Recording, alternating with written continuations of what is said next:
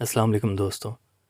आज मैं आपके लिए अकीक रिंग का बड़ा ही स्पेशल डिज़ाइन लाया हूँ, जिसको हमने अपने स्पेशल कारीगर से तैयार करवाया है।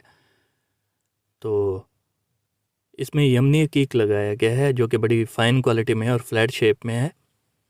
और रिंग के अंदर आप देख सकते हैं कितनी ज़बरदस्त इंग्रेविंग की गई है।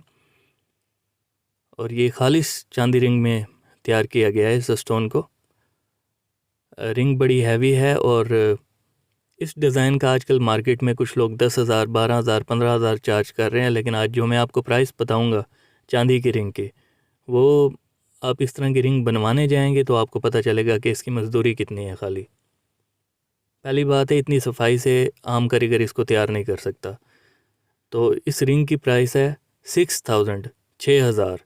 मतलब कि खालिश चांदी की रिंग है और इसमें आला दर्जे का यमनी अकीक लगाया गया है। और आप इसकी प्राइस देख सकते हैं कि कितनी मुनासिब है।